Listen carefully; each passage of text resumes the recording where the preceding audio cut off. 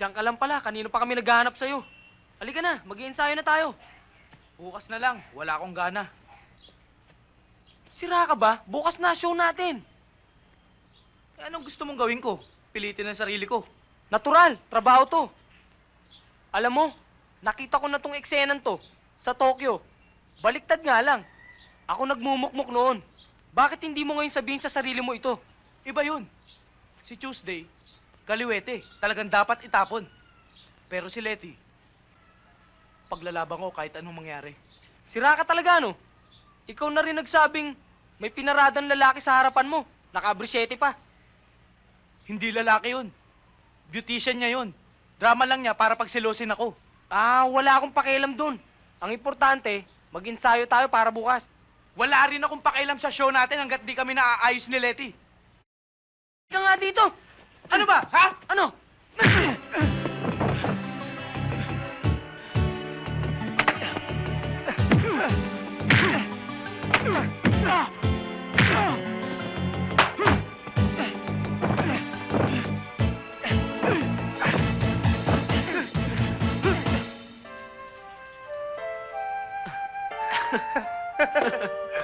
Tara, practice na tayo. Ikaw talaga, oh.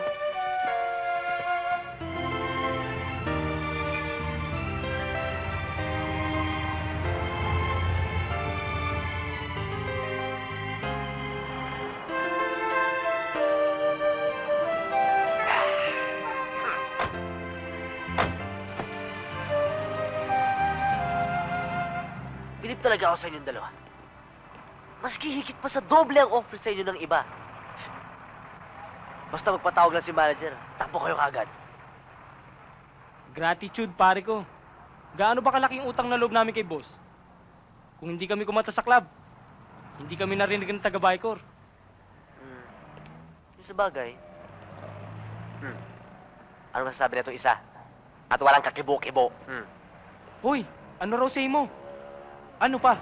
Mas maganda nung small time pa tayo. Yung nanay ni Letty, si Aling Pilar lang ang kontra sa akin nun. Ngayon, pati si Letty. Galit sa akin, iniiwasan ako. Tandaan mo, tol. Pag may tampo, may pagmamahal sa'yo.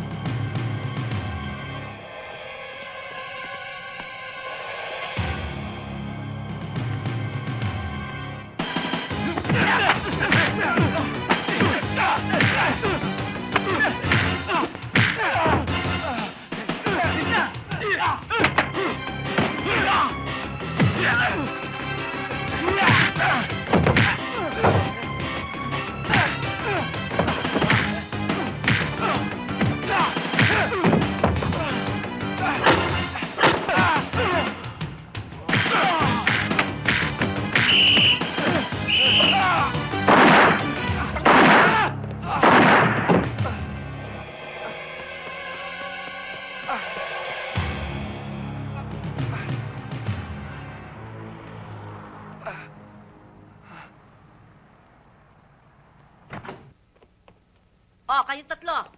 Nakausap na namin ng doktor. Ligtas na kayo sa panganib. Wala akong pakialam kung kayo man ay inape. Alam ko nararamdaman ninyo. Gusto ninyong gumante, no? Ha?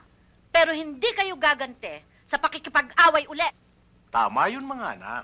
Ang buhay ng tao, isa lang yan. Naku, nagsasalita pa ako, Ignacio. Sara muna ang bibig. Ngayon, gaganti kayo sa pamamagitan ng ibayong pagsusumikap. Para kayo umakyat. Para kayo tumaas. At nang mapatunayan ninyo sa mga tao kung sino sa inyo ng depencils na yan ang higit na mas na dapat dakilain. At pag naipagsak ninyo sila, tiyak na kayo Hindi pa ako tapos. Hindi pa tapos. Bawat sandali ay gagamitin sa pagsulat ng mas magagandang mga kanta. Dagdagan ang oras ng pag-iinsayo hanggang mapatunayan na walang kasamaan na maaaring magpabagsak sa tunay na talento. Sa kabila ng inaabot ninyong karahasan, hindi pa rin kayo pinabayaan ng Diyos. Iisa lamang ang ibig sabihin niyan. Kayo ay merong misyon. Dapat, hayaan ninyong kayo ay maging inspirasyon ng mga taong mas mabababa na nagsisikap umakyat para maabot ang kanilang mga pinapangarap.